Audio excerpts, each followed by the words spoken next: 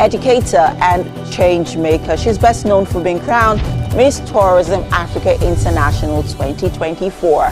She joins us to share her journey through the pageant industry in Africa.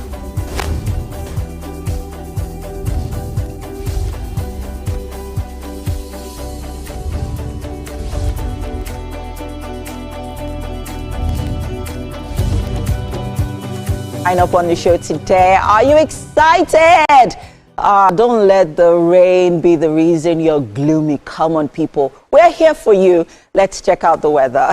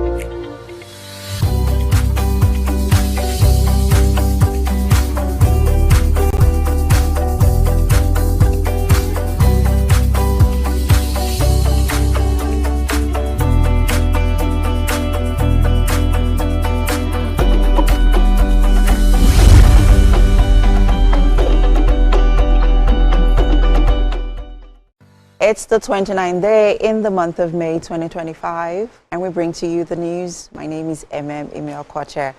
President of the Senate, Godswill Akpabio, has announced that President Bola Tinubu will join members of the National Assembly in a joint session on June 12 to commemorate Democracy Day. The announcement was made at the close of yesterday's plenary, shortly before lawmakers adjourned for the Salah break. President Tinubu is expected to address lawmakers on the state of the nation and democratic progress under his administration. There will be a joint session of both the House of Representatives and the Senate on June 12 to celebrate Democracy Day 2025. Mr. President has graciously agreed to be in attendance. So I hope all members will make out time to come for that special session to celebrate democracy in Nigeria. Taking cognizance further of our incoming celebration of the Democracy Day on June 12, which we intend to have a joint session, and then further the celebration of the Salah, cumulatively that this August Assembly stands adjourned to the 17th day of June 2025. Those in support of this adjournment to 17th of June, say aye. Those against, say nay. The ayes have it. The Senate has approved 1.814 trillion naira as 2025 FCT budget following an upward review to accommodate expanded infrastructure and service needs in the capital. The Red Chamber also adopted a harmonized version of tax reform bills. TJ reports. The Nigerian Senate has approved the revised budget of 1.814 trillion naira for the Federal Capital Territory Administration, an increase from the earlier proposed 1.78 trillion naira. The chairman of the Senate's Committee on FCT, Senator Mohammed Bumai, said the upward review was necessary to meet the growing infrastructural, healthcare, and education needs of the nation's capital. I'm pleased to inform the Senate that the FCT budget has 72% for capital and 27% for overhead, which shows that the structure of the budget is in conformity with the best practice. The budget breaks down into capital expenditure, recurrent spending, and personnel costs, with a clear focus on completing ongoing projects across Abuja. Meanwhile, lawmakers also adopted the harmonized version of key tax reform bills, a crucial move in the government's broader fiscal strategy. The bill aims to eliminate redundant taxes, expand the tax base, and reduce leakages. The Nigerian Tax Administration Bill, the differences in Clause 3, Jurisdiction of Tax Authority, House version adopted. Clause 7, Issuance of Tax Identification, House version adopted. Clause 8, Use of Taxpayers' Identification, Senate version adopted. Also on the floor, the Senate passed the second reading of the Rivers State 1.48 trillion naira 2025 appropriation bill. The proposal outlines spending plans targeted at infrastructure, education, job creation, and healthcare. Those in support of the adoption of the tax reform bill say aye. Those against say nay. The ayes have it. The tax reform bills are hereby adopted. With the second reading concluded, the bill now moves to the committee stage for further scrutiny. With these legislative activities wrapped up, lawmakers are now proceeding on Salah break. They are expected to reconvene on June the 17th for plenary. However, before then, all eyes will be on a special joint session scheduled for June 12, where President Bola Tinubu is expected to join members of the National Assembly to commemorate Democracy Day. TJ TVC News, Abuja. And that's all we can take on the news for now. Wake Up Nigeria continues in a bit. Stay with us. For the Federal Capital. Morning, Marina Station and all the passengers. Efficient, it's comfortable. This development will go a long way in reducing congestion and emission. The trains are long-term solution to Lagos traffic challenges. This is where we take the final, decisions on policies, programs of government. I will have to ensure that, the narration of Lagos as a PLC is taken very, very seriously. This is a major pedestrian bridge linking Oyinbo here to Apapa Road over there. With this overpass, we are providing what we call a permanent solution.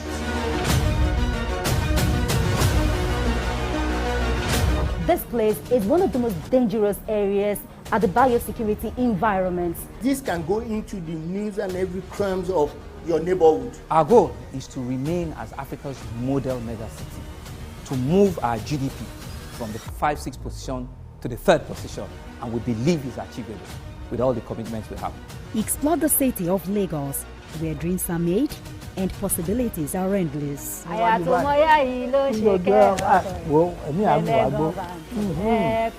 Amadedoja Salamadini. I live in Lagos, inside Lagos.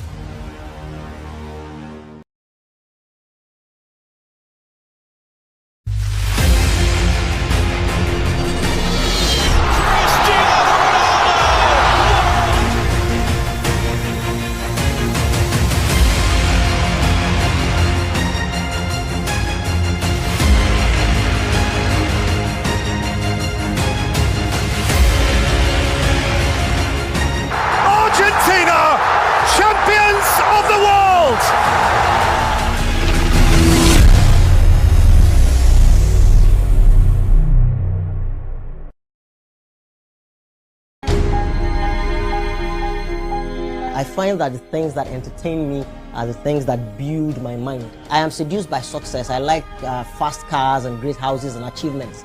But more importantly, I like what success can achieve in the life of people.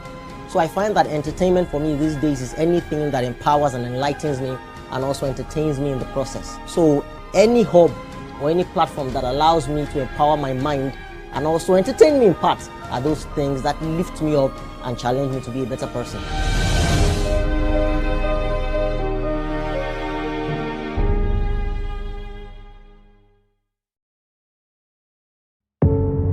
Doubt and fear doesn't occur at the canvas, it shows in the canvas. It shows the conation of raw earthen material slabbed, stroked and molded at a pace provided by the doubt and fear. Every move way in the struggle of one to the other, merging the past to the present, brushstrokes of colors seen but not known. For when the wailing stops, the pieces settle down in abject beauty erected for a century of a century. Speaking, advocating, protesting as the arts are meant to be.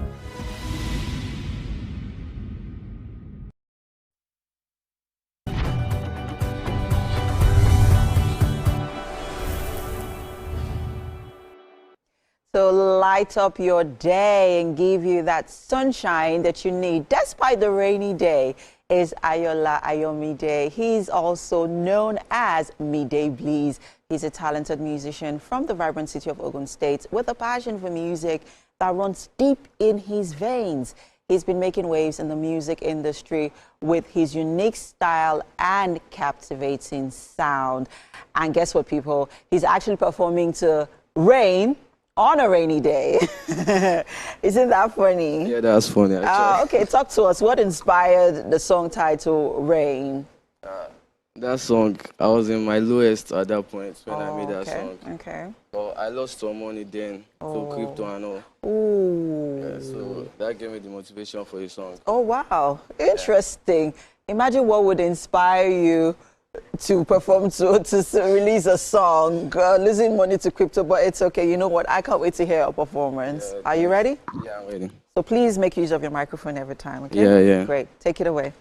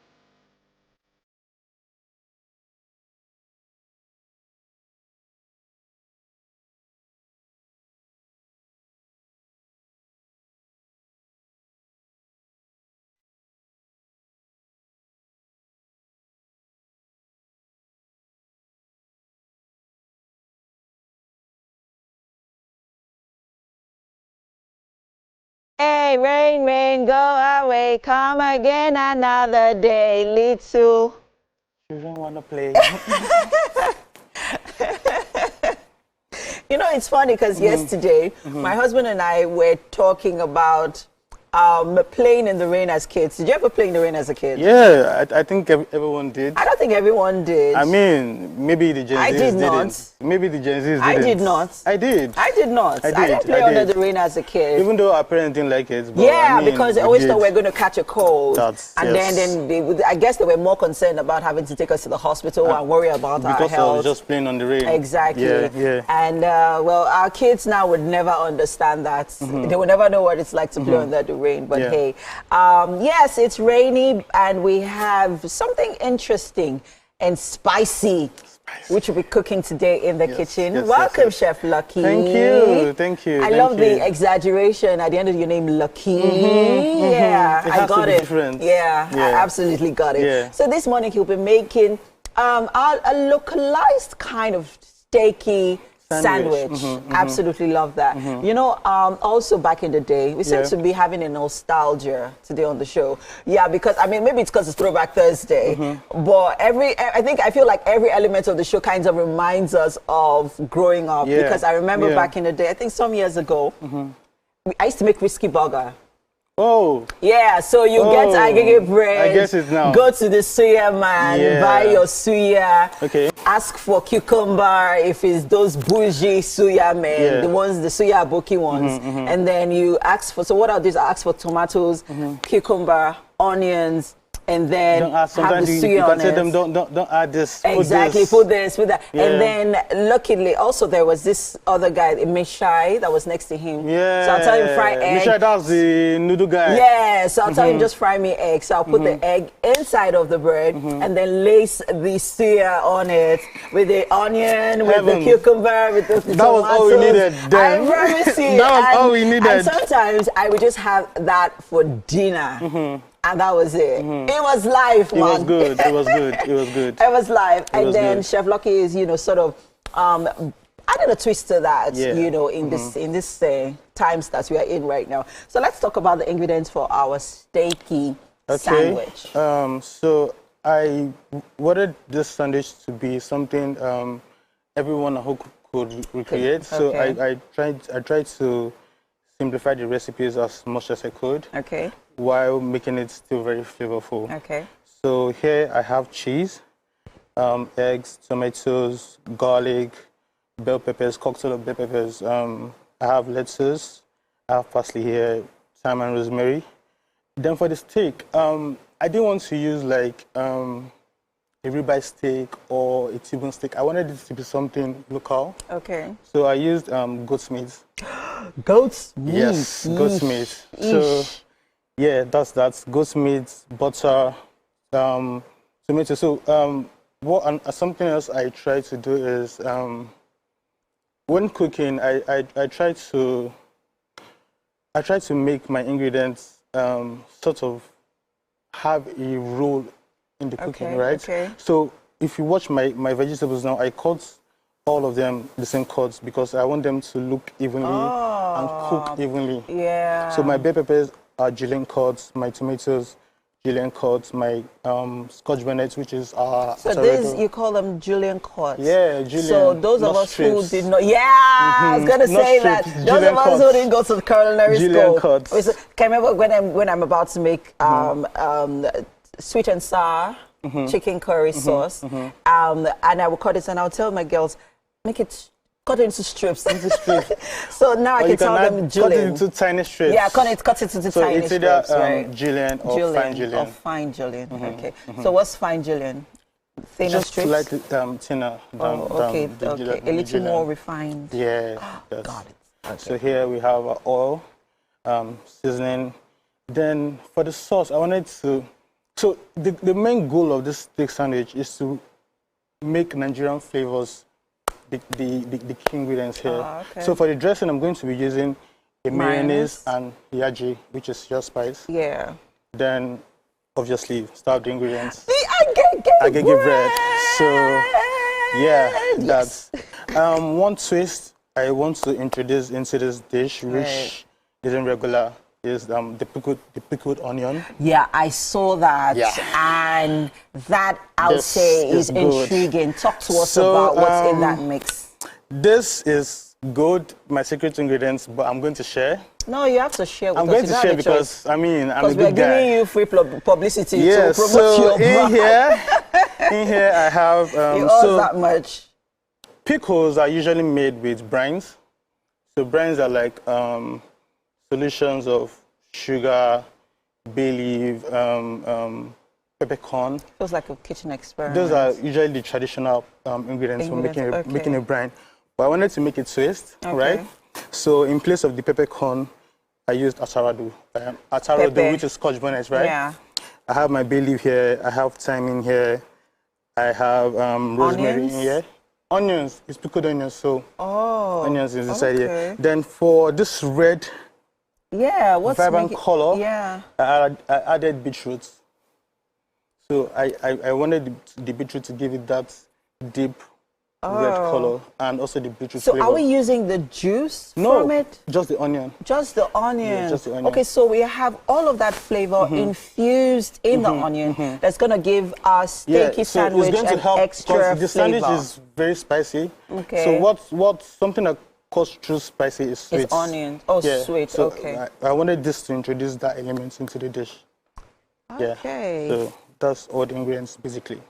You know what? This is a lot to take in just, one, all at once, right? I feel like we have to take it in bits. Okay. So first off, we'll run through the ingredients. And for our steaky sandwich, if you're just joining us, with me is Chef Lucky. Yeah.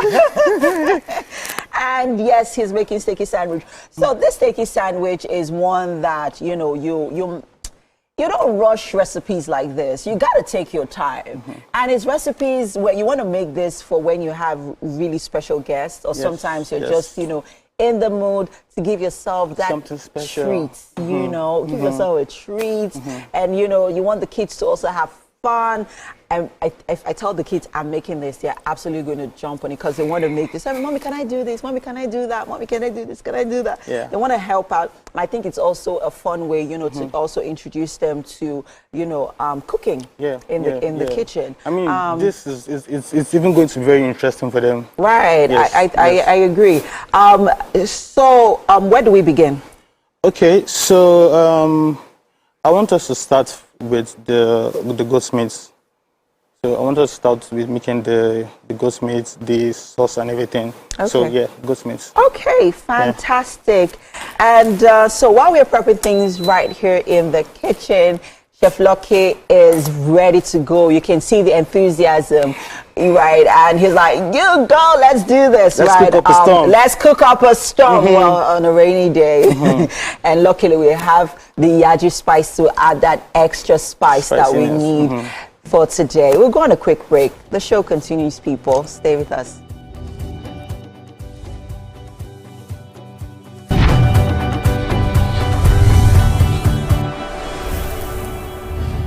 The time has come to experience the power of faith, music, and praise.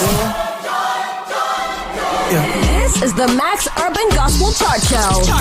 Every Sunday from 10 a.m., tune in to catch the pulse-pounding beats and soul-stirring melodies that will elevate your faith and leave a lasting impact on your heart.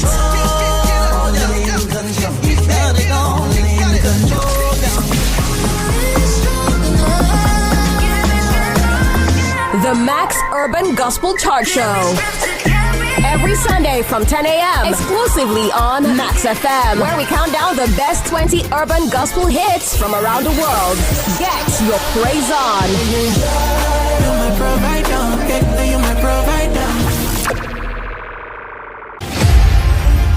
Martin Luther King Jr. was born in Atlanta, Georgia, January 15, 1929. The son of a Baptist minister, King received a doctorate degree in theology and in 1955 helped organize the first major protest of the African American civil rights movement, the successful Montgomery bus boycott. King participated in and led marches for the right to vote, desegregation, labor rights, and other civil rights. He advocated civil disobedience and nonviolent opposition against segregation in the South, influenced by Mahatma Gandhi, the peaceful protests he led throughout the American South were often met with violence. Nonetheless, Dr. King and his supporters were persistent and the movement gained momentum. Dr. King was a powerful orator. He appealed to Christian and American ideals and won growing support from the federal government and Northern White. In 1963, Bayard Rustin and A. Philip Randolph led the massive march on Washington for jobs and freedom. The event's grand finale was King's famous I Have a Dream speech. 250,000 people gathered outside the Lincoln Memorial to hear the stirring speech. In 1964, the civil rights movement achieved two of its greatest successes: the ratification of the 24th Amendment, which abolished the poll tax, and the Civil Rights Act of 1964,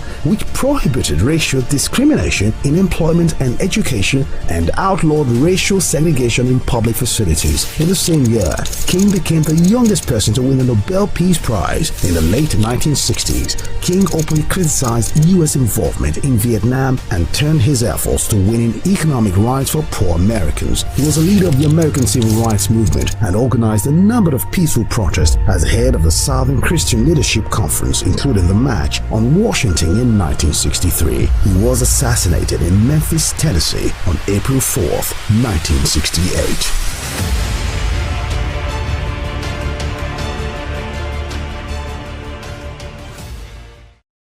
Hey, my people, I greet you plenty. My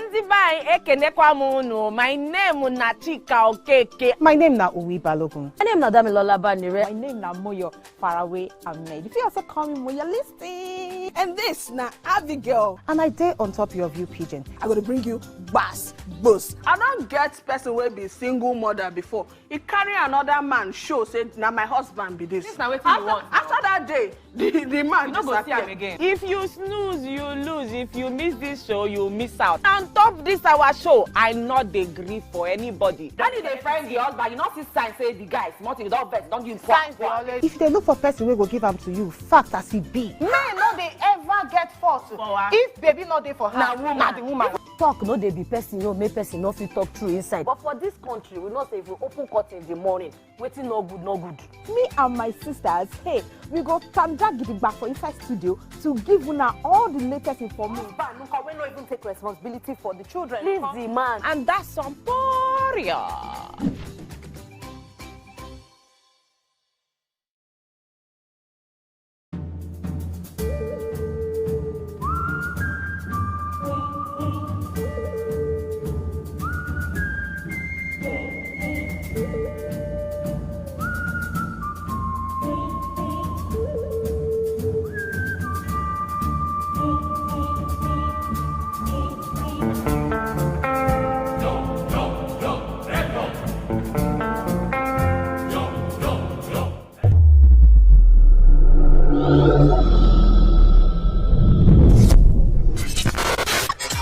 Do you think you can outplay me in this game of wits and knowledge?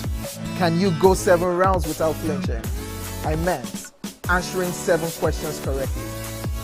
How well can you hold your liquor? If you're curious, then join us for the most exciting conversation and games with your favorite celebrities on 7 of 7.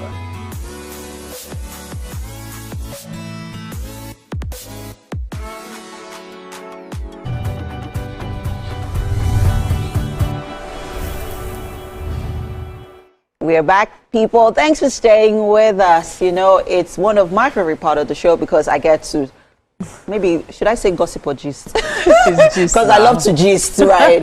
And of course, our delectable Lady O Mary, looking very voluptuous today. Good morning. It's so good to be here today. How are you doing, Nigeria? Yes. Auntie Shiny, thanks for joining us eventually. Shining. I mean, you're the one bringing the sunshine on a rainy day, so it's nice. And of course, our chef Lucky. How you doing, Lucky? Yeah, we get lucky no, with it's not your lucky. sandwich. It's lucky. Yeah, you gotta exaggerate it. Are you a musician? I'm not, but I sing. I mean, oh, you sing. I'm not a musician though. So but when we mention you, Chef Lucky. Yeah. How many wives? What if I don't get 4 sandwiches this morning? Your name will turn to Chef. 4 wives. Oh yeah, let's get right into the gist, people. Right. Okay. So perusing through the streets of social media yesterday, X to be precise, has caught up on this gist. So a lady and her husband actually paid a car dealer 90 million naira. Okay. In, I think in foreign currency actually. Okay. No, 90 million naira, but the equivalent of it in foreign currency to a car dealer to get them a car. Okay. Right? So this man used this money to pay his outstanding debts, open a gold shop for his wife, and then committed suicide. Huh? So here is a screenshot of the man, attesting to, the ordeal. How, okay, so him and his wife, wanted to, I mean, they had saved a lot. They had worked so hard. Not in this country, actually. They're not, I think they're Nigerians in the diaspora. So they worked really hard. And they decided, okay, you know what, let's give ourselves a treat. And then, let's do something nice for ourselves. Man brings 70 million, wife brings 20 million from savings which has accumulated over the years. Over the time, Give this man money. Oh, yeah. Where is the car? They say funeral guy service. Use money to pay outstanding debts.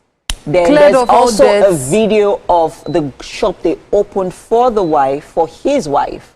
A And gold then shop. Committed suicide. Wow. So now, this couple are a bit, they are confused, they're perplexed, they don't know what to do because, I mean, it's a sad situation because, I mean, you have to also, it also sort of borders on humanity because, I mean, somebody died here, he committed suicide. But regardless, does that take away from the fact that 90 million naira has just gone down the drain like that? Did you just say humanity? The humanity of the people that own the money, uncle? I mean, so the sad part is this. For the woman who, her husband opened a gold shop for her, as far as she's concerned, it's none of her business because her husband opened the shop for her, right? Yes. But then, of course, these people have proof that, your husband... We paid a certain amount of money into your husband's account in expectation of this. We expect a refund of the money. Yes, of the money or something of the sort, so that they can't just lose everything. Now, the gold shop could be sold or, taken. But then, of course, the law has to come into this. We have to look at several angles to it because on the one hand, yes, we can say on humanitarian ground, now she's a widow. It wasn't stated how many children he probably even had. Probably had, yeah. So the woman, but this is a crime the man committed. And most times when people die, we just move on. Oh, this person is dead and this person owed me a certain amount of money. I can't, hustle the family. But it doesn't always work like that. If it's a major debt, some people will still hustle the family till the money comes out. Especially if it has to do with if you've collected loans from microfinance banks or even banks. Somebody has to pay Someone has to pay, especially if you have children. But that's where the problem is with this one. It's not even a loan. Because when you take a loan, there's a surety. So you know quite well that this is the person paying back. But in this kind of situation, hey, Chef Lucky, I would like to hear your thoughts on this. So, I'm even lost because it's a crazy scenario. It's a crazy scenario in the sense that, I mean, it's a lot. It's a lot. We need to know how lot is it. It's a lot. Whether it is big lot. Because you have to process I mean, it. from the part of the debtor, I'm trying to understand what was going through his mind when he did that, right? At the same time, the person that gave this guy this money, right, is expecting to be paid back. Of course. Right? Or did I not get the story right? You got the story right. You're owing someone? No. They wanted to buy cars. He's a car dealer. And they paid him a certain amount of money that, when converted, is 90 million naira. And this guy used the money to pay off his debts, opened up a huge gold shop for his wife, and committed suicide. Did they sell the car to the person? He never did. Buy the car. He did not even. We used the money. You're trying to still process. Humans. Wow. That's all I have to say. Anyway, like you have said, in this kind of situation, I think the law has to be, brought in. Yes. And I see people would begin to whip up sentiments and talk about, oh no, now he committed suicide. You people are still agile enough to make more money, God will provide, all those kind of talks. But then, may we not carry, it's like what it reminds me of that verse in the Bible that says, may the sins of the father not fall on the children, but it actually does. Yeah. But in this kind of situation, it applies, because if he has siblings, well, so they have to canvas around for that money, because that money, at least some percent of that money has to be given back to these people, because 90 million, there has to be some refund, repercussions or something, right? Yeah, because I mean, we get that, it's not fair on the wife and the family, because they probably never even knew about this. The wife may not.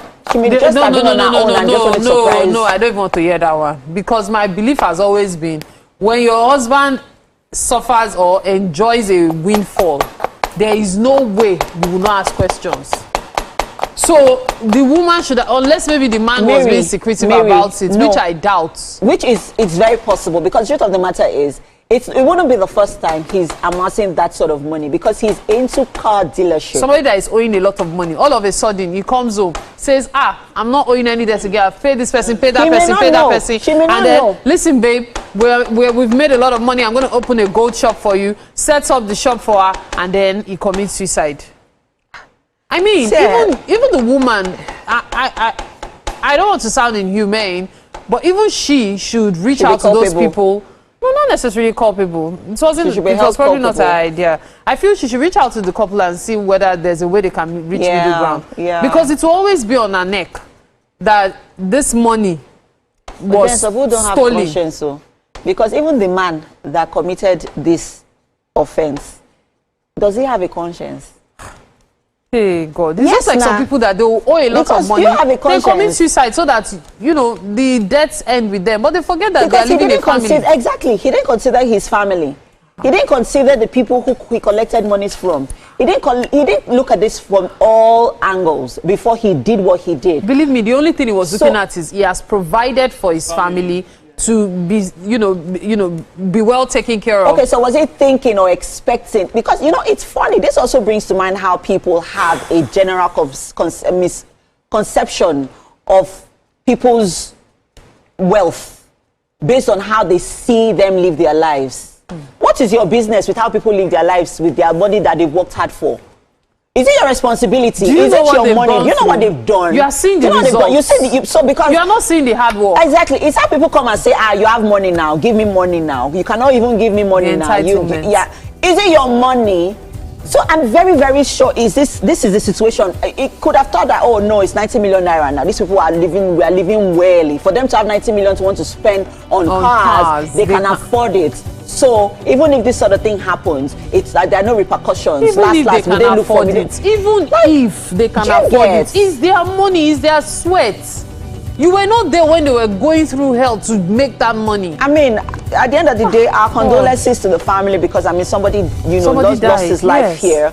But I mean, please, you will bring back that 90 million naira. That gold shop, they might not get that 90 million. We go sell that shop. That's no gold shop. If we have to discount all the goods in there. What if the law says you cannot collect debt back from a family? My darling, when the man is dead. I will get an Olivia Pope. Don't mix this, because 90 million. All right. We would like to hear your thoughts, people. Use the hashtag WakeUpNigeria on TVC. And reach out to us across all social media platforms. I'd like to hear your thoughts on this matter. We'll go on a quick break. The show continues, people. 90 million. 90.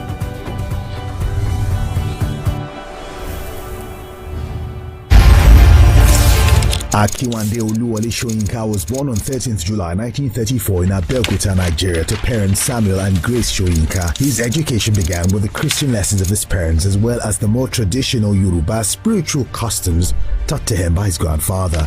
He had his preparatory university studies at Government College Ibadan in 1954, subsequently University College Ibadan, and he continued at the University of Leeds, earned a bachelor's degree in English literature. Soyinka's master's degree focused on projects combining his Yoruba culture with traditional British theatre traditions. He later returned to school in Nigeria to study African theatre, during which time he continued to produce poems and plays, one of which appeared on Nigerian television. Shortly after he became the chief of the Cathedral of Drama at the University of Ibadan. Nigeria had only recently gained independence from Britain and political corruption was at a high. Soyinka's plays and poems became increasingly political and he began giving speeches protesting government corruption. He was accused of conspiring with the Biafra rebels. He was therefore arrested and imprisoned in 1967 for almost 2 years during the Civil War, but managed during his time to write numerous poems. He was finally released in 1969 after a brief period in France. He returned to his position at the university where he founded the magazine Black Orpheus. He left his position and Nigeria in 1971, wary of the political climate of the country.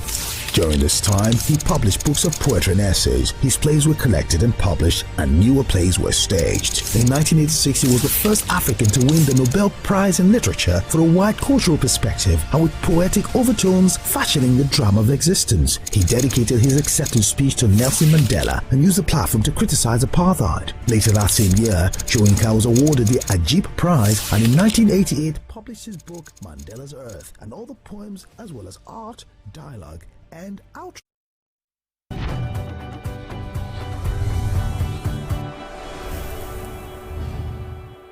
It's time for tech discussion on Wake Up Nigeria this morning, and we have Ifeanyi Nnamdi Okagwe, a seasoned engineering manager, software engineer, author, tech blogger, public speaker, and thought leader with over 15 years of experience building and leading high-performing engineering teams across some of Africa's top tech companies.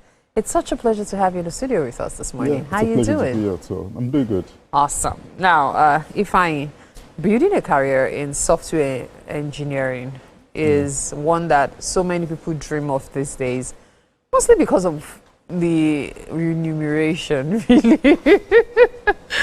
But the reality is there's a lot that goes into it, and it's a lot of work. Let's start from the basics. What do you need to know if you are interested in having a career in software engineering? Okay, very good question. Firstly, before I go into that basics, I must say that software engineering is not MMM. You know, people are always looking at it like, you know, it's where you just go in and tap in and get a lot and make a lot of money. But it's mostly around solving problems, you know, making life easier for people, building solutions that build bridges, you know, across companies, countries, you know, and across industries. So when you get into software engineering to start, you must first lay proper foundation. And laying the foundation, it means that you must understand the basics. So you have people who studied computer science and other IT-related courses in school, but you also have people in software who didn't study any of these courses. So for you to be able to start, you need to understand the basics. How do systems work? Okay, what is the memory? What is the hard disk? How do they relate? How do they interact? You know, when I'm trying to build a solution that's going to work on a particular system, you know, I need to know how that system works, how it behaves. So you must understand the basics, you know, of how everything is going to interact. You know, I'm going to build an application here, it's going to talk with this application, or it's going to be used by this kind of an audience. You need to go down into the basics, understand why, how things work, what is systems, how they relate and interact. Build a proper foundation, and then you now decide what programming language you want to do. There are a lot of programming languages out there. There's Java, there's Python, there's C#, there's HTML. There are a lot of programming languages out there. So you decide which one you want to do based on, of course, where you see your path going into. And then you now pick on that. Then also, within the software engineering space, there's a lot of different fields within that. You have those who write the code, the software. Those who have the product managers, those who develop the product, who conceptualize it, take the ideas, plan out how the features of the solution is going to be like. You also have the guys who do quality assurance, who test it to be sure that we're able to ensure that whatever is going out is of good quality. You also have the guys who do the deployment, who have to take the software and put it on the server and ensure that everything is going fine, you know. So all of that you can all fit in whatever space. You also have the UI UX designer, the people who's going to design the interface. They look and feel the user experience of who is going to use the application. So you can decide whatever space you want to go in, and then go in there, understand the basics. You still need to know how systems work and everything, and then start building a foundation. If I'm going into this space, if I'm picking this language, I need to know the basics of how everything will work. The right tools I need to use at certain stages when I'm solving the problems to ensure that whatever you're doing is efficient, works fine, and is able to fit in the overall picture. And then you start going in, and then of course, the next phase is to laying your hands on projects. You need to have a lot of sample projects. This will help you to be able to understand, okay, from the knowledge I've learned, how can I now practicalize it? So you need to learn, you need to put in your hands as many projects as possible, learn this, because you get experience by learning this, seeing how it's working, how it's interacting. And then you begin to try to develop a growth mindset. You want to be curious. You want to understand how this works, how can I improve on this? How can I make things better? How can I interact with people?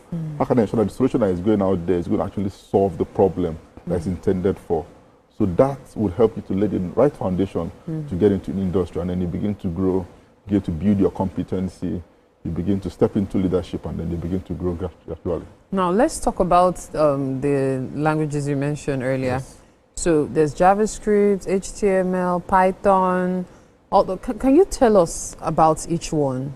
Okay. Because it's still part of the basics. Understanding them is what will also help you decide which one you want to focus on. So, so there are different programming languages. There are lots.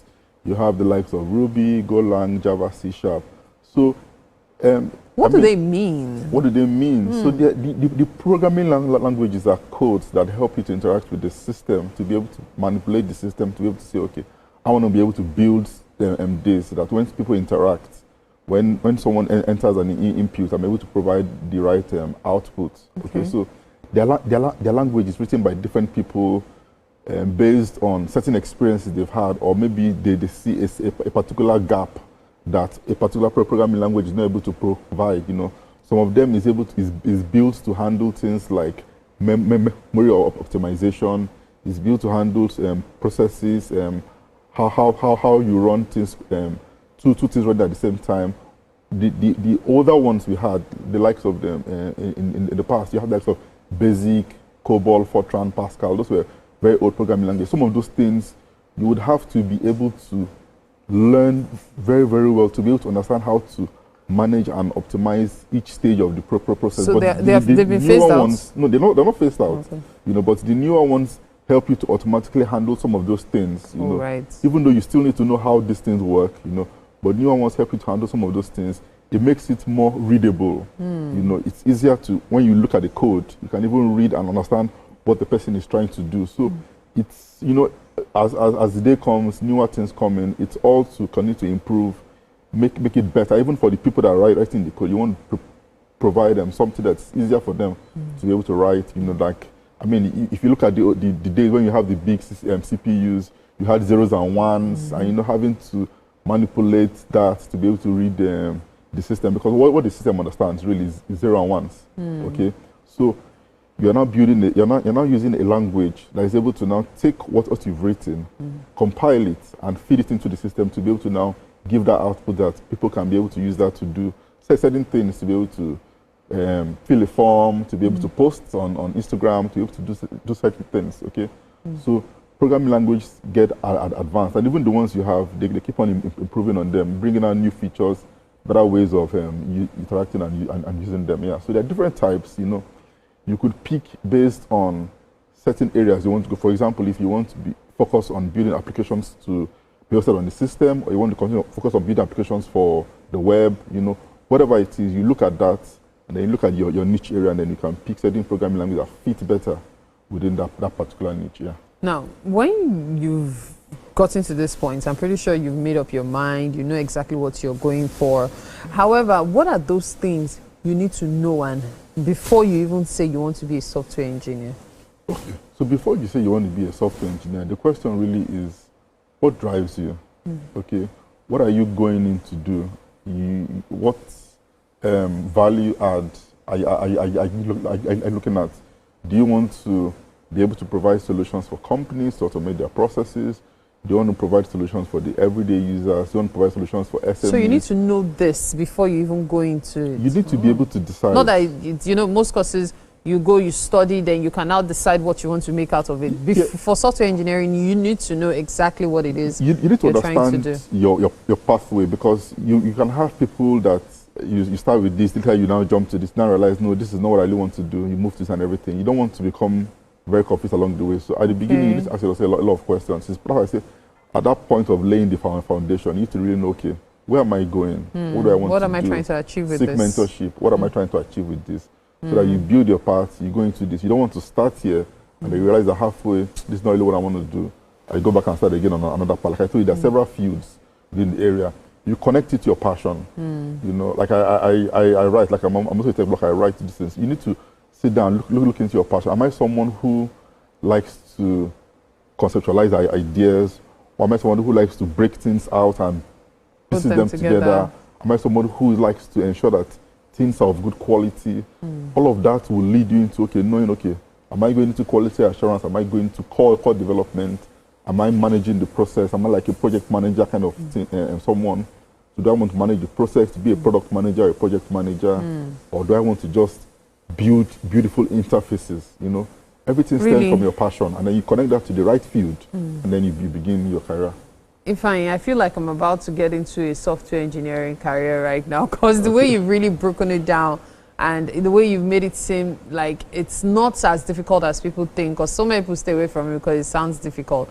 But then you just need to know what you want, align it with your passion, and make the most of it. Thank you so much for your time, Ifeanyi. It's been quite an interesting conversation. Thank you. All right, at this point, we're going to have to take a break, okay? You're watching Wake Up Nigeria. Just stay with us, we'll be right back.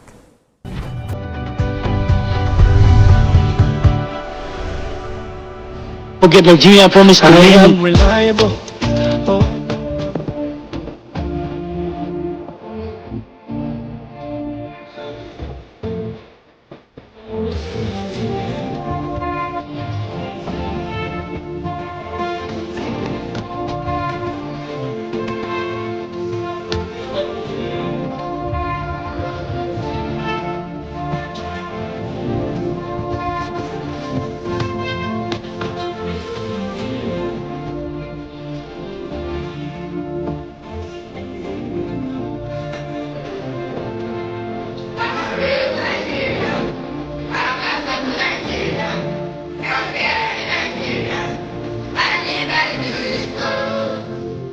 To you by the National Orientation Agency, NOA.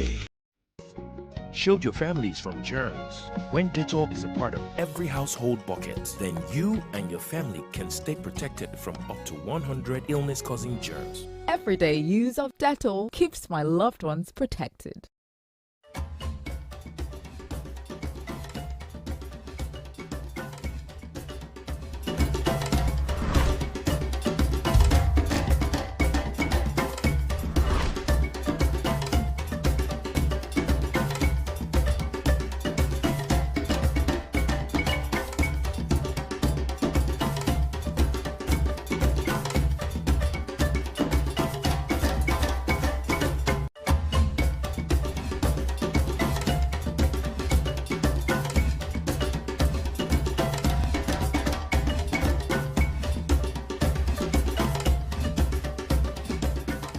Level 2, electrified fence.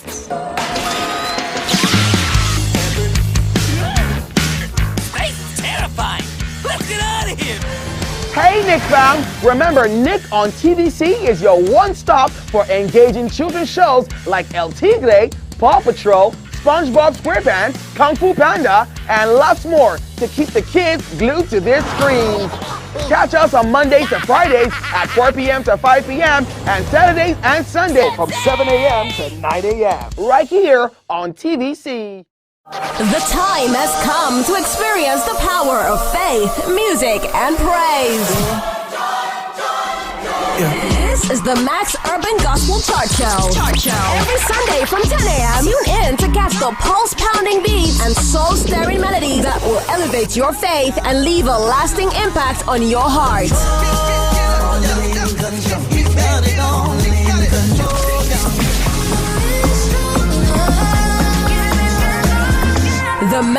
Urban Gospel Chart Show. Every Sunday from 10 a.m. exclusively on Max FM, where we count down the best 20 urban gospel hits from around the world. Get your praise on. You're my provider. You're my provider.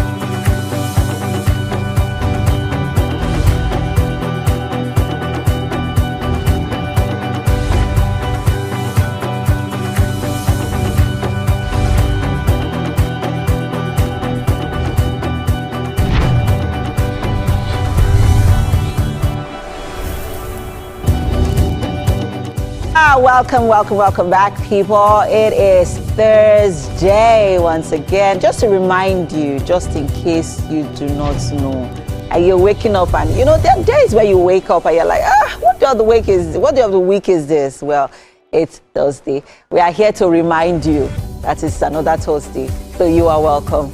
And the first half of the show was a blast. We had such a good time on the show. We had a musical performance. Our chef Lucky's in the kitchen, cooking up a storm, bringing back some nostalgia with his steaky sandwich. Chef Lucky. Mary, did you ever have Risky Burger back in the day? Oh my goodness, this looks really nice. This looks amazing. I love the way you cut the chicken. That's Julian, isn't it? Mary, did you ever have Risky Burger back in the day? Did I ever have what? Risky Burger. Risky Burger. Do you know what Risky Burger is? No, I don't. Oh, wow. Agege bread with suya. Oh, meat. That's what it's called? Yes, that's what Risky Burger is. Risky Burger. Yeah. Me, I had another name for it. What name? What name did you call yours? Nura Burger. That's what I called it. Oh, Nura Burger. Yeah. I see. Because the person who brought me into the fold of eating it said the Mesha that used to make it for them in the north was Nura. His name Nura, so they all called it Nura Burger. So that's why it stuck. So every time I see that, I just like I want Nura Burger. It's always a tasty treat. It always. So this is like the suya. See, I just swallowed. I mean, this is making me hungry. Talk about putting all this chicken in front of me. I need you to take a few steps away from there. Just take a few steps away. Yeah, so just push. Usually, steak sandwiches are made with maybe like ribeye steak or T-bone steak. But I wanted to make a dish all about a Nigerian focused ingredients, right? Okay. So instead of ribeye steak, I use goat's meat. Yeah. Nice. So you guys are going to be having sandwich without the meats. Enjoy. Like I said, darling, move away. A few steps away. Thank you very much. Right, well done, Chef Lucky. He's been so hard at work ensuring that steaky sandwich comes together very nicely with those, mouth-savoring ingredients. Absolutely love it. I guess we all have names we call the Risky Burger. So we have a steaky sandwich we're making today. Mary calls it Nura Burger. I call it Risky Burger. Let us know what you call it. Use the hashtag Wake Up Nigeria on TVC across all our social media platforms. What do you call your kind of meshai bread on suya on egg? What do you call yours? Remember, guys, that you can also download the app. Right, we're on the iOS or the Android store. You can also watch us live on www.tvcentertainment.tv. We are also live on GOTV channel 16, UHF 49. We're also live on YouTube as well. My name is Imeo Kwache. Right, guys, so let's dive right into what we have in the second half of the show. Chef Lucky is still here, taking us on a joyous culinary experience. And Midday Blaze will be back later on with his second performance. You all need to stand by for that one. And also joining us for a book chat, we have author Grace Adetuyi with the book Black or White. She has worked in HR for over 20 years and has published several articles, and including a children's book. And today we get to review her book, Black or White.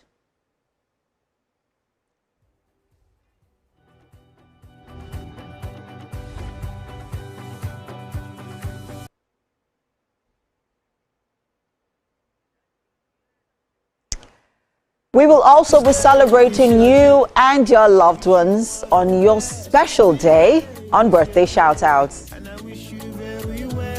This year you will have all that you prayed for.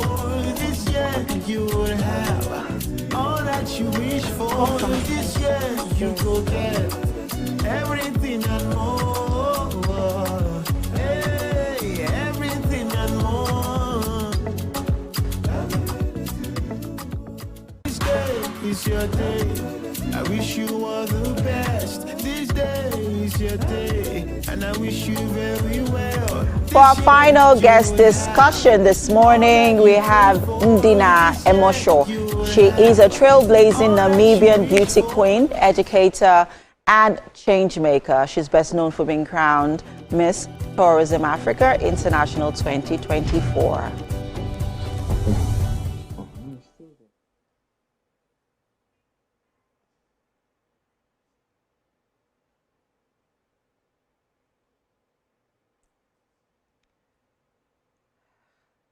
We have quite an interesting second half. We don't want you to go anywhere, people.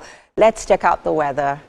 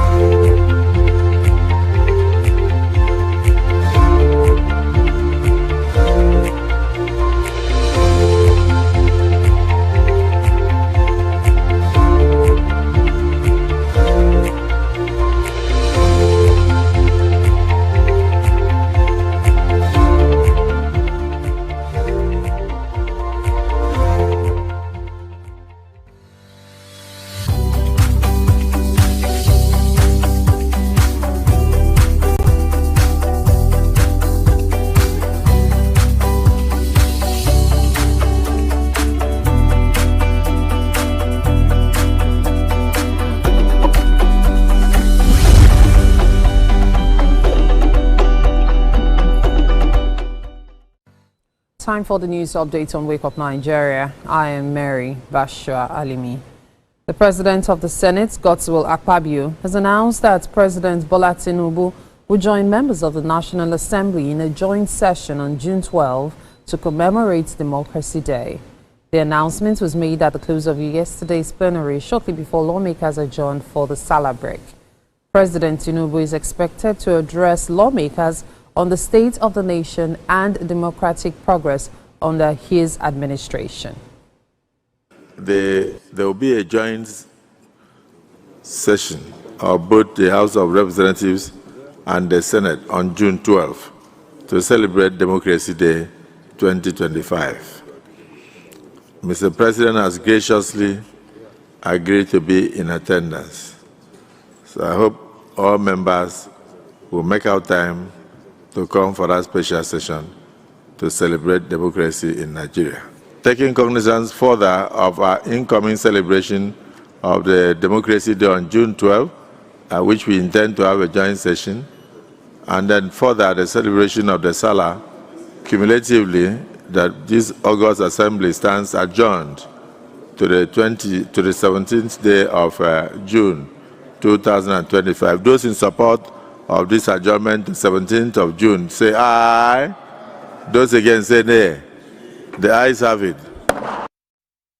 Now, the Senate has approved 1,814 billion naira as the 2025 FCT budget, following an upward review to accommodate expanded infrastructure and service needs in the capital. The Red Chamber also adopted a harmonized version of tax reform bills. Tijesu Adeoye reports.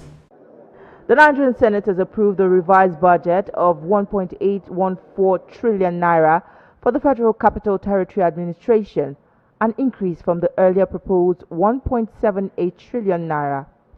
The chairman of the Senate's Committee on FCT, Senator Mohammed Bumai, said the upward review was necessary to meet the growing infrastructural, healthcare, and education needs of the nation's capital. I'm pleased to inform the Senate that the FCT budget has 72% for capital and 27% for overhead, which shows that the structure of the budget is in conformity with the best practice.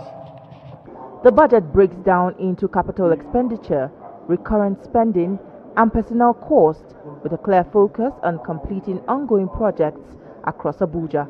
Meanwhile, lawmakers also adopted the harmonized version of key tax reform bills, a crucial move in the government's broader fiscal strategy.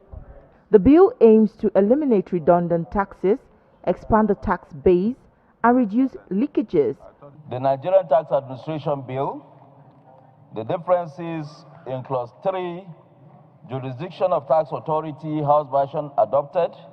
Clause 7, Issuance of Tax Identification, House version adopted. Clause 8, Use of Taxpayers' Identification, Senate version adopted.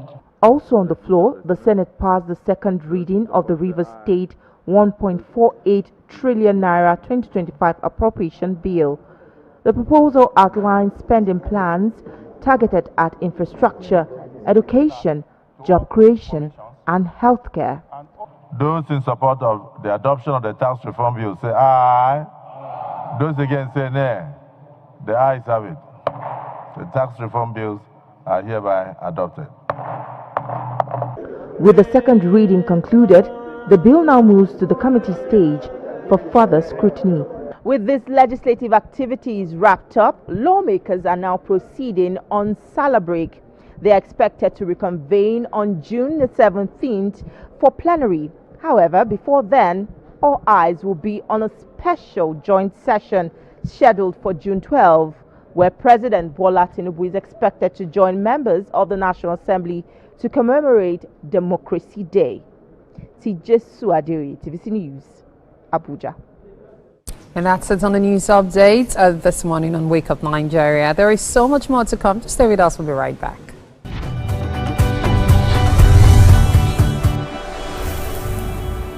Using the new Deep Sachet, whitening your whites has never been more affordable. Now you can keep whites shining brighter and disinfect by killing 99.9% of every guy has been with somebody's girlfriend. But they're for all of us now. That's why you're still single. I would not agree or disagree with that because I don't want to get into trouble. I have a home to go to. Your next question. Oh, you ready to fail? Who is the person you see us? What is his name? That woman. Bam! Bam! Yeah, Today we'll go here. Hey! Let's catch up. I'm sure we've been able to satisfy your cravings, yeah? Stay good. Entertainment for pure entertainment.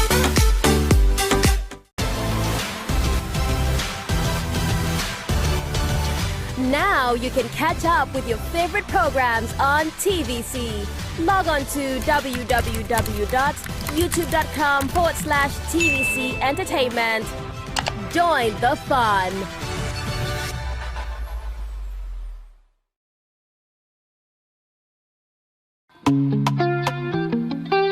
Get ready to step into the heartbeat of your city like never before. Welcome to Events Diary, where every moment is a celebration. From the electric energy of Owambe extravaganza, to the richness of our culture, to the sophistication of corporate gatherings, Events Diary is your VIP pass to the hottest gatherings in Nigeria. And guess what? I'll be your guide, your style icon. Each week, join me as I transform from traditional chic to corporate sleek. Whether it's a birthday bash or a high-profile gala, you won't just see it. You'll feel like you're right there with me.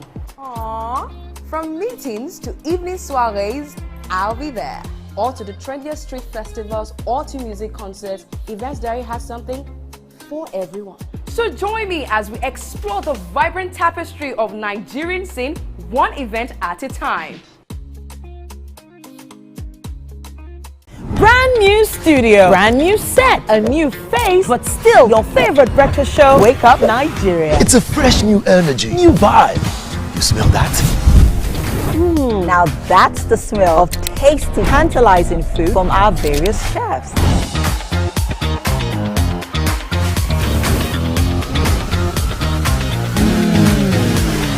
And when it comes to sports updates with insightful analysis, the place you want to be is Wake Up Nigeria. That's right. Every second there's a fresh occurrence, and every minute there's a story to tell. Keep abreast of happening locally and internationally via the news updates of Wake Up Nigeria. It's light camera fashion, where we cut, slay, and sachet and keep you updated with all the latest fashion trends. Level up your morning. Watch Wake Up Nigeria, where every morning begins with a spark.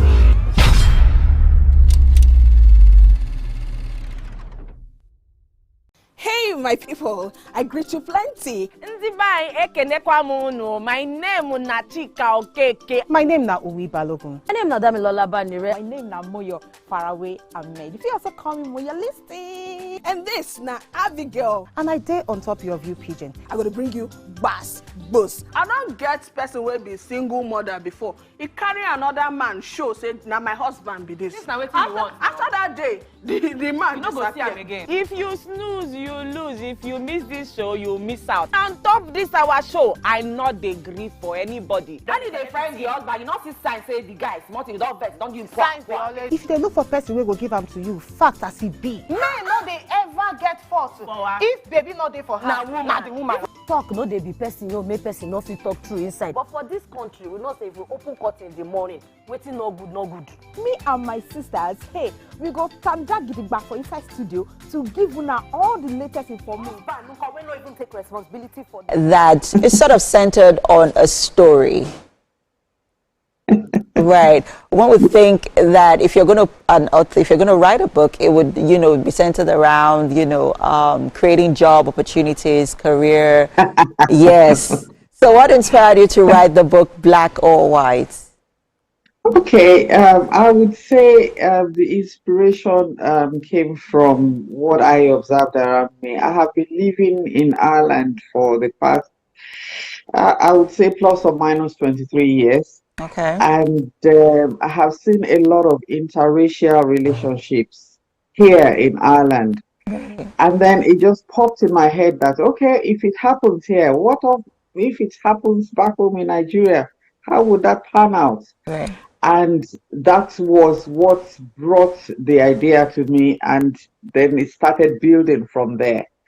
And answering your question about from HR to writing books, I would say I got a gift from my father. My father was late now, God bless his soul, and he was a writer, he was a teacher, a principal of many schools back home then in Nigeria, and I think I got the talent from him. I just find it easier writing in expressing myself than any other thing. Thank you. All right, fantastic. Now the book Black or White actually tells a tale across two generations of women. Yes. The bond that they share, and it also talks about culture, color. Yeah. And how this relationship actually transcends both, because we have a story of Eunice here who fell in love at a really young age to John, who was visiting his to Patrick, who was visiting his brother in Nigeria at the time. So first off, let's lean in on the story of Eunice before we come to Lara, her daughter. Yeah. Yeah, Eunice, in this case is a young, it's a relatable character. It's a young girl being brought up back home. You can imagine the setting of, let's say, 70s, 80s. Right. Back home, being brought up by a very religious, strict family, strict Backgrounds, but yeah. loving family, strict but loving family, Right. and who they were expecting, oh, this is a smart girl, she's going to grow up to be a doctor, she's going to pass all her exams and things like that. And boom, all of a sudden they found out that she was pregnant. You can Right. imagine the standard then. I think the culture is shifting now, but then if a young girl, especially at that age, somebody waiting to do the WAEC or whatever, just finds out that, oh, she's pregnant, you can imagine the chaos in the family, the devastating news. It would seem as if someone died in that family. Right. You know, before it started, exactly, it was the story of Eunice. She met John. She met Patrick, who actually just came to visit the brother who was a priest in their local church. And one thing led to another. They had a connection, and Patrick left, not knowing that the seed he sowed had germinated, so to say, and he was unaware, absolutely unaware of what was happening. And unfortunately, John, the brother, the connection, the person that would have been able to trace Patrick, had to, he was reassigned on another assignment. Right. He left the country, and there was no way for them to get in touch. You know, these days it will be easier. You have internet, you have Facebook, you could search and look, but in those days there was nothing. So they couldn't locate Patrick, and she and the family just got on with their lives, and they raised Lara, which was the fruit of the liaison, and on their own in Nigeria, in Ibadan, as the setting says. Yeah, I mean, like you said earlier on, this story is very relatable because then we have, you know, cases of stories of, you know, young women who, you know, fall into, you know, this sort of situation where they fall pregnant, you know, and then, you know, this young man who at the time cannot cater to them, you know, run off, and then they eventually have this child. And in the case of Eunice here, Lara was the offspring from her rendezvous with Patrick, who visited. Now, here is Lara. I wouldn't say, as much as she was raised in love, she was also a little confused of her, you know, background, where she came from, especially when her mother moved on to marry, you know, someone else and had 2 other kids, you know, from that union. So let's talk about Lara for a minute. Yeah, Lara, an interesting character.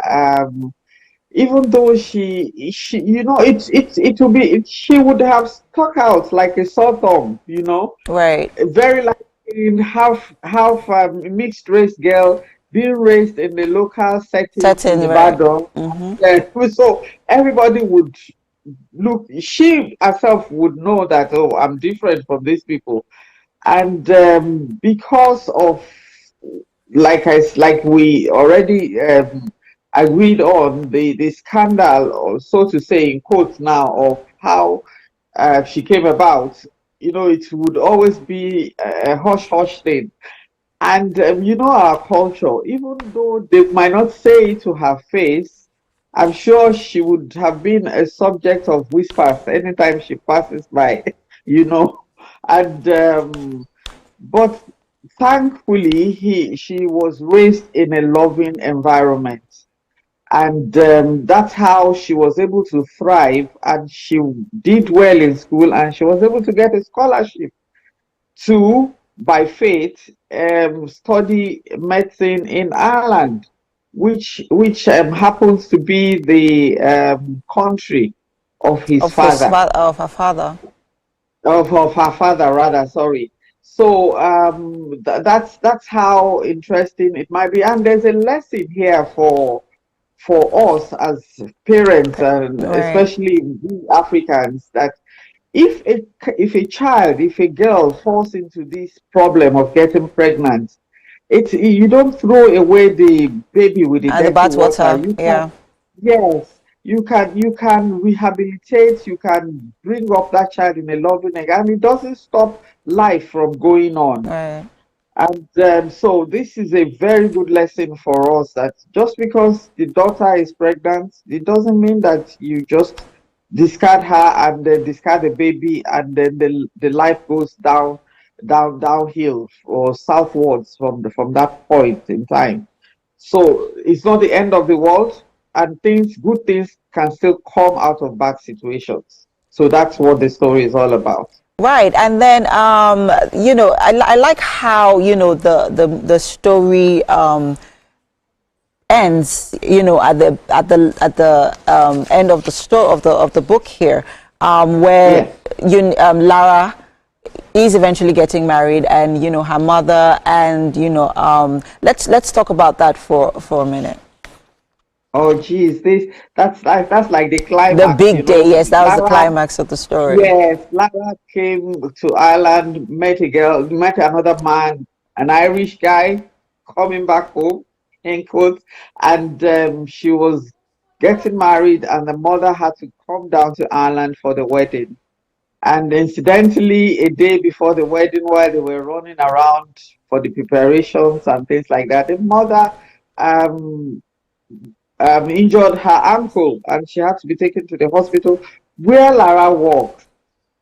And incidentally also, Lara had been working alongside her father, and she didn't know, and the father too did not know, because there was no connection. This is like they would in Ireland see Lara as a black girl. You know what, Grace? I'm just going to have to stop you there, because I wouldn't want us to give away too many spoilers on the book.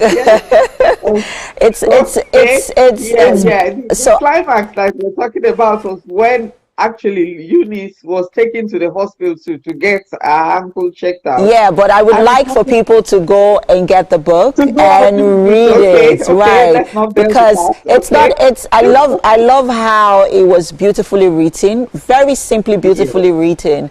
I feel like it's for every age. It's a beautiful love story. It also brings, to our consciousness, how to raise our children right as parents, and also how to deal in difficult situations that we are faced with, especially with like how as Eunice, in the story here. Thank you so much for sharing, your book. Can I quickly add? There's a sequel to that now. So there is. Oh, fantastic. Okay. And hopefully, I'm praying that it gets to become a movie in the nearest future, by the grace of God. Amen. From your mouth to God's ears. Yes, thank you. Thank you so much. Thank you. All righty. Thank you. I'm grateful. All right. And that's all. That's it on our book chat segment. For now, we have our birthday shout-outs coming up very next. And we'll be right back, people. Stay with us.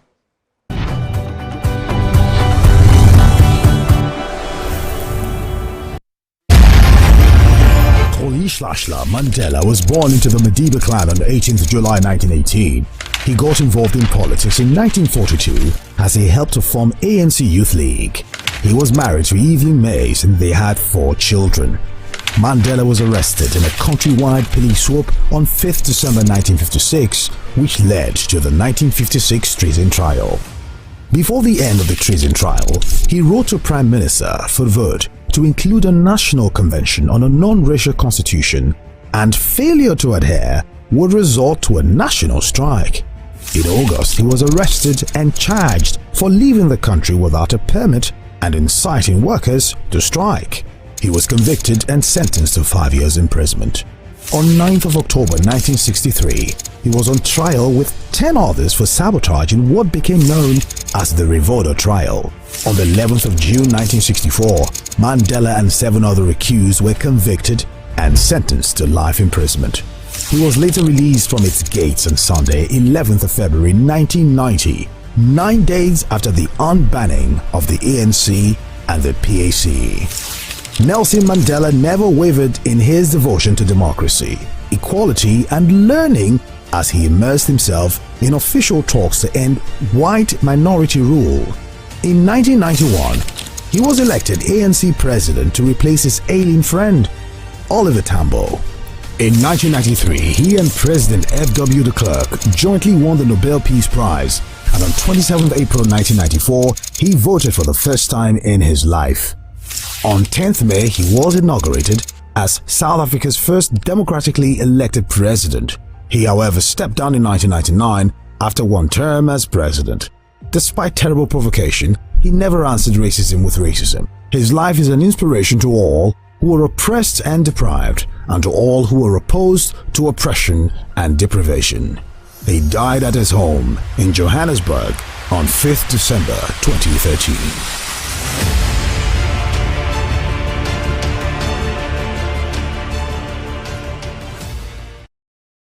I'm Miriam Lunge. I'm a passionate environment advocate and a published author. I am the founder of Celebration, a businesswoman, and a fashion icon. I am a wealth coach and a real estate developer. I am Amako Arakwe. I'm a corporate commercial lawyer and an entrepreneur. Welcome to our hacker. I am Ramatu Shehu Oyibo, an entrepreneur and a business coach.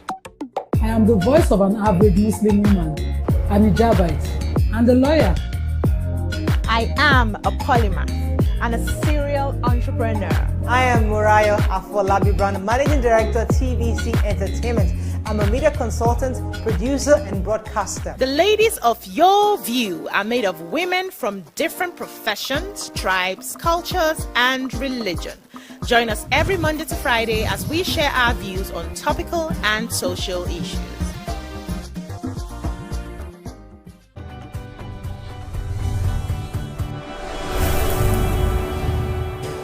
It's time for us to celebrate your loved ones on Wake Up Nigeria. And this morning, we begin with Esther Adebowale Omotayo. Your birthday is May 30, and this is coming to you from your daddy and your mommy. Happy birthday! And I wish you very well. This year, you will have all that you prayed for. Happy birthday to Ajoke Karimat Olaide. June 5 is your birthday. This is an early one coming from your husband and your children. Enjoy the celebration. It's your day.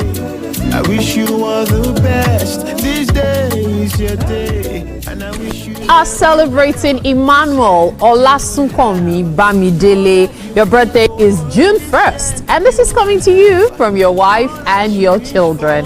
Happy birthday. Everything and more. It's your day. I wish you all the best. This day is your day, and I wish you very well. This year, happy birthday to Mrs. Yetunde Okunlola.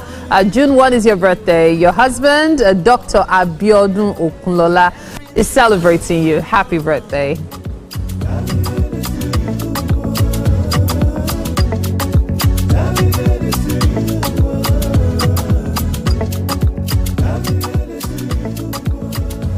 We are celebrating All Mind Initiative, June 2nd being that day you're celebrating. This is coming to you from Tayo. And then, of course, a happy birthday to Testimony Okunlola. It's your day. I wish you all the best. This day is your day, and I wish you very well. This year you will have all that you prayed for. That was All Mind Initiative. Happy birthday to you. We are also celebrating Testimony Okunlola. June 4 is your birthday, and this is coming to you from your daddy. Happy birthday. Enjoy the celebration.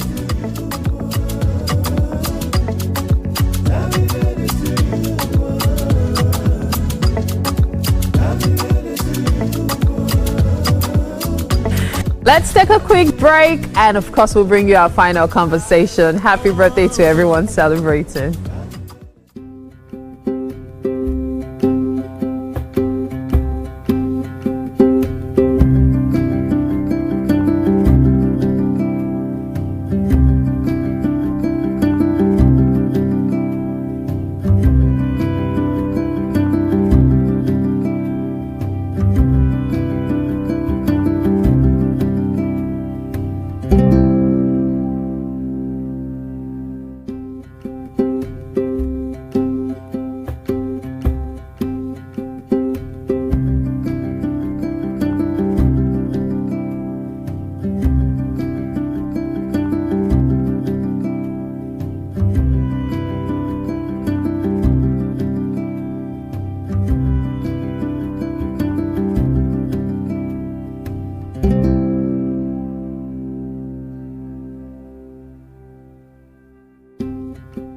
Thanks for staying with us. Yes, right here on the couch is Ndina Emosho. She's a trailblazing Namibian queen, educator, and changemaker. She's best known for being crowned Miss Tourism Africa International 2024. At 27, she made history as the first Namibian to represent her country on the Miss Tourism Africa stage, ultimately becoming the third woman ever to win the prestigious international title.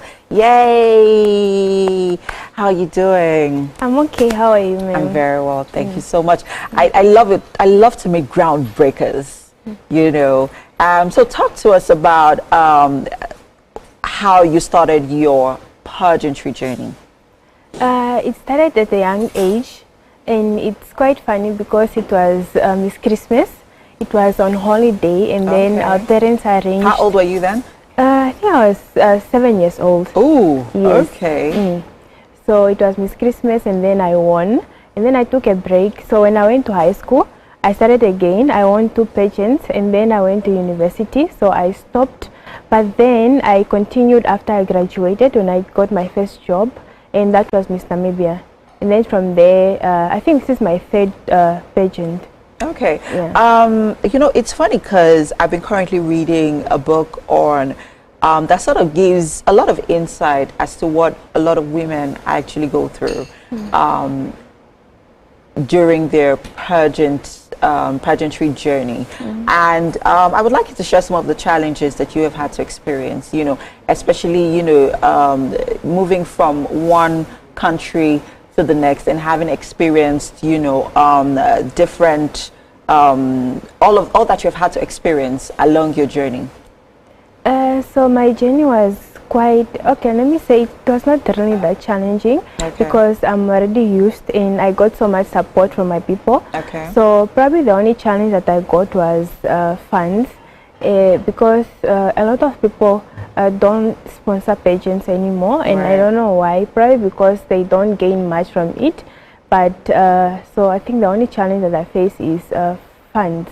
But do you think that the reason a lot of people really wouldn't want to sponsor pageants is because of how it's being seen, the narrative of, you know, of how women are being objectified and exploited in the pageant industry, especially here in Africa? No, I feel like they don't understand the importance of pageants and the impact that as women make in our society and the fact that we become role models to the younger generation.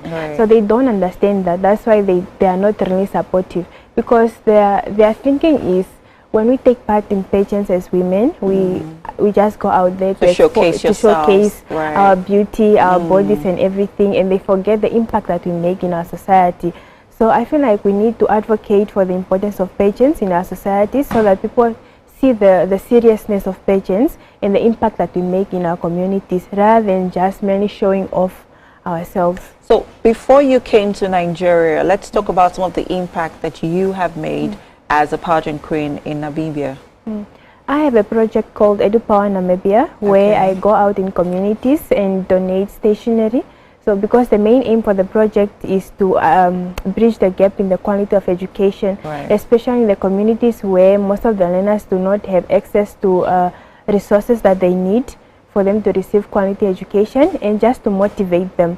Because there are certain, there's a certain side in my community where these kids do not get to experience or see people that, that are important in our society that can motivate them to do their best.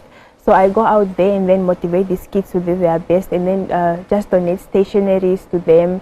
And mainly being a teacher and being from the northern part of my country was an important issue for most of the kids in the north. So they look up to me now, and I serve as a role model to them. Let's talk about you being a teacher and a beauty queen, because that's very inspirational. Yeah. A teacher, being if you're a beauty queen, that's new. So talk to us about how you're able to balance these two worlds, because they're like worlds apart. As for me, I'm a go-getter. I go for what I want and I take risks. So what subjects are you really good at? I teach entrepreneurship, economics and business studies. Ooh, that's some serious stuff. So my thinking is, if God planted both seeds in my heart, it's for a reason. So I pray and then I seek for his guidance and everything goes smoothly. Because on one side, they are both demanding. Being a teacher and being a pageant queen, you have to travel a lot, and you have to be at work also. So they are both demanding, but I try to balance, because for me it's just God. He's the one guiding everything. Let's talk about you being Miss Tourism Africa. This happened last year. How did that moment feel for you? I mean, that's a life-changing moment. Moving and getting that global recognition. That's huge. So talk to us about how you felt about that.